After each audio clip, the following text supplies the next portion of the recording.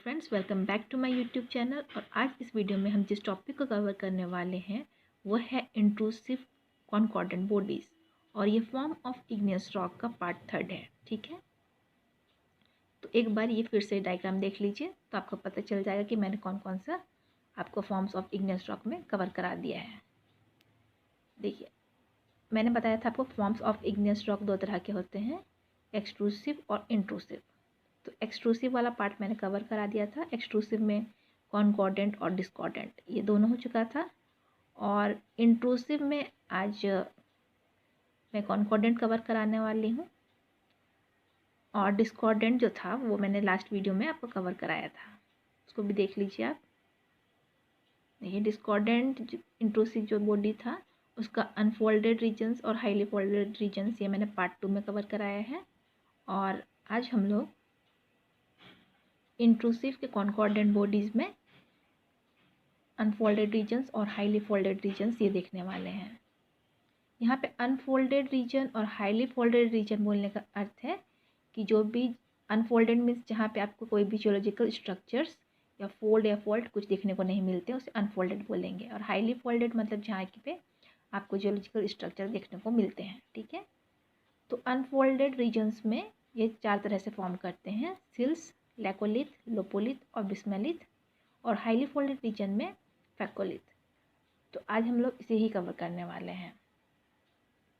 तो चलिए फिर हम लोग वीडियो स्टार्ट करते हैं। तो सबसे पहले हम देख लेते हैं कि इंट्रूसिव इग्नियस बॉडीज़ होता क्या है। Which are formed underneath the surface of the earth, मतलब वैसे इग्नियस बॉडीज़ जो कि अर्थ सरफेस के नीचे फॉर्म करते हैं उसे हम इंट्रूसिव इग्नियस बॉडीज़ बोलते हैं। ठीक है, अब हम आ जाते हैं कॉनकॉर्डेंट बॉडीज़ में।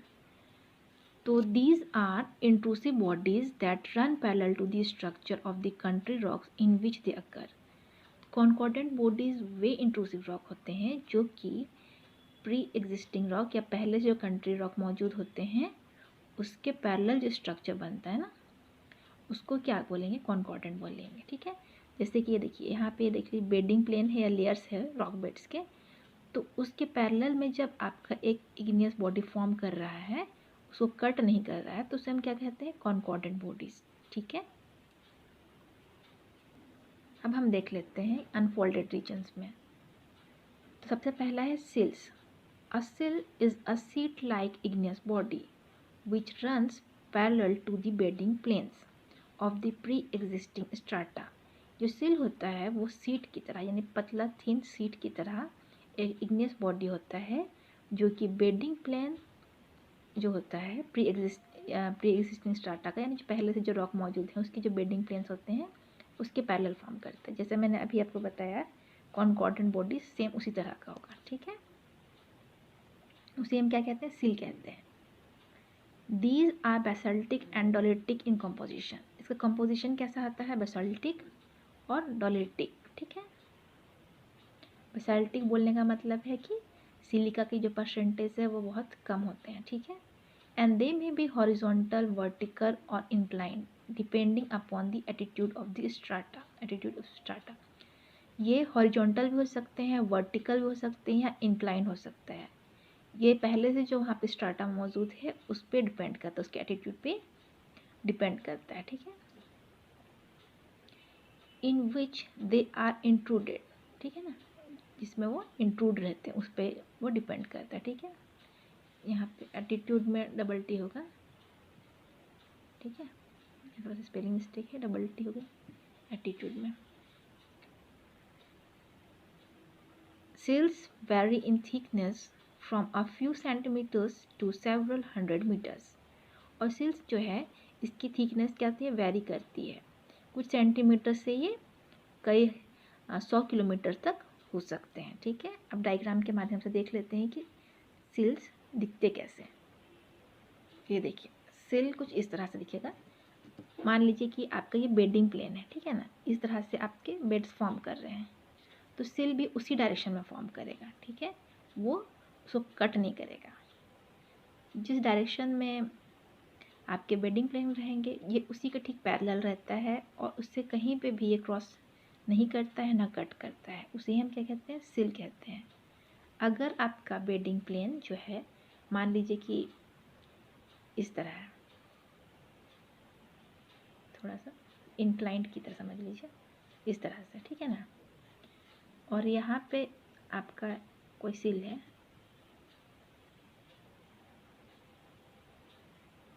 तो वो भी तो देखिए वो कट तो नहीं कर रहा है आपके बेडिंग प्लेन्स को, उसी डायरेक्शन में है ना।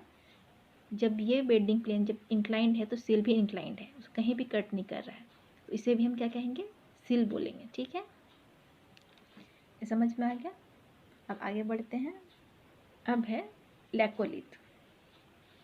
These intrusive bodies have their lower surface flat and have a domed shape and convex top, ठीक है ना। मतलब कि वैसे इंट्रूसिव बॉडीज जिनका लोअर सरफेस क्या होता है, फ्लैट होता है, और उसका शेप जो होता है, उसका जो टॉप होता है वो कन्वेक्स की तरह या डोम की शेप की तरह होता है, ठीक है। उसे हम क्या कहते हैं, लेकोलिथ। अ लेकोलिथ में be 2 to 3 kilometres in a diameter, तो इनका डायमीटर 2 से 3 किलोमीटर तक हो सकता है, and several 100 metres in thickness, और थिकनेस में ये कई 100 किलोमीटर तक हो सकते हैं, ठीक है।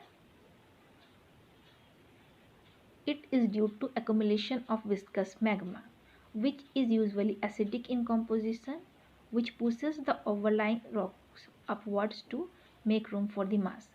ये क्यों होता है, क्योंकि जो मैग्मा होता है वो विस्कस होता है, यानी कि उसकी टेंडेंसी जो होती है वो स्प्रेड करने की, फैलने की नहीं होती है, तो वो एक जगह क्या होते हैं, जमने लगते हैं, ठीक है, जमने लगते हैं। और वो जो पहले से जो वहाँ पे जो प्री रॉक्स होते हैं, प्री कंट्री रॉक्स जो होते हैं, प्री एग्जिस्टिंग रॉक, उसको क्या करते हैं, वो ऊपर की ओर धकेलने लगते हैं और एक रूम की तरह वहाँ पे बना लेते हैं, ठीक है।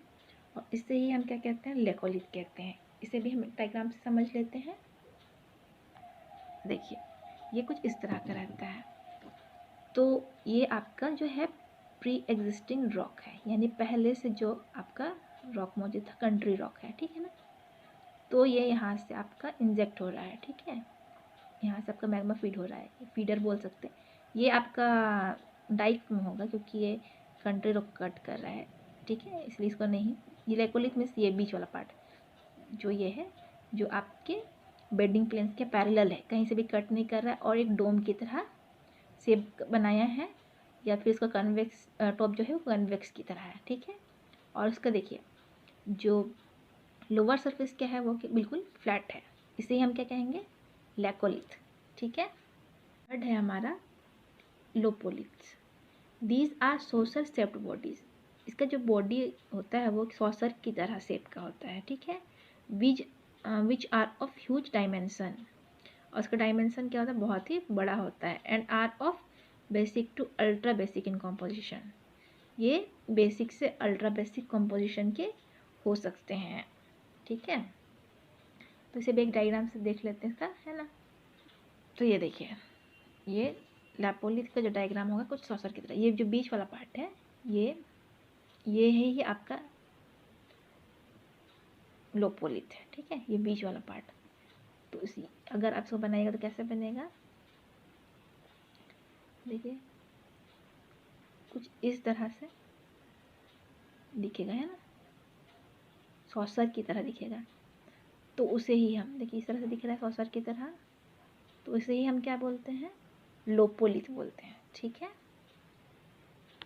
अब जो हमारा फोर्थ है बिस्मेलिथ, ये अनफोल्डेड रीजन्स का लास्ट है, वो क्या होता है देख लेते हैं।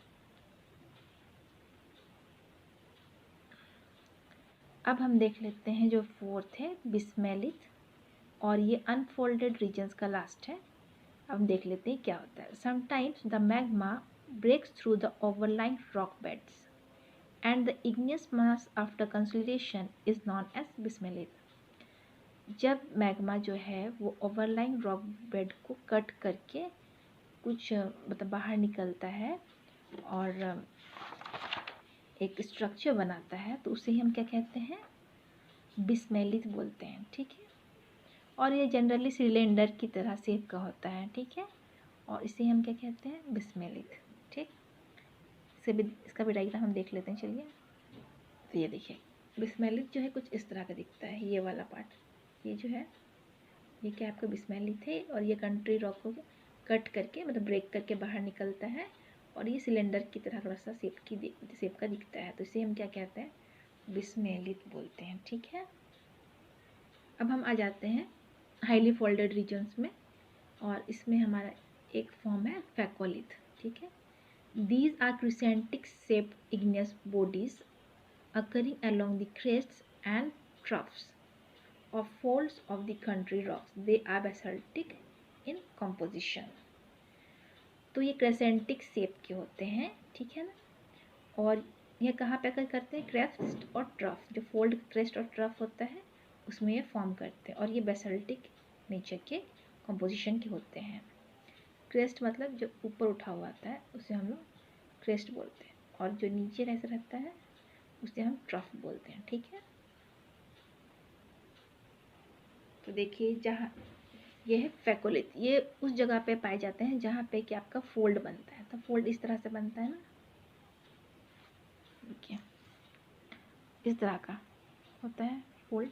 ठीक है, तो ये जो क्रेस्ट है और जो ट्रफ है ये बहुत ही, इसका जो वीकनेस पॉइंट जो हैगा उसका क्या होगा, यही होता है। ठीक है, क्योंकि यहीं पे आपका बहुत ज़्यादा टेंशन लगता है, इसलिए तो जो मैग्मा है वहीं क्या होगा, यहीं पे कंसोलिडेट होगा, यहीं पे एक्युमुलेट होगा। ठीक है, तो उसे ही हम क्या कहते हैं, फैकोलिथ। जब ये क्रेस्ट और ट्रफ में जब जमा हो, क्रेस्ट और ट्रफ में जब जमा होता है तो उसे हम क्या कहते हैं, फैकोलिथ। तो आज हमारा forms of igneous rock cover हो गया है और मैंने इसके तीनों पार्ट जो थे, एक्सट्रूसिव और इंट्रूसिव में कॉन्कॉर्डेंट और इंट्रूसिव में डिस्कॉर्डेंट, तीनों पार्ट मैंने कवर करा दिए हैं। और अगर आपको ये वीडियो समझ में आया है तो मेरे वीडियो को लाइक करें, शेयर करें और मेरे चैनल को सब्सक्राइब करें। Thank you.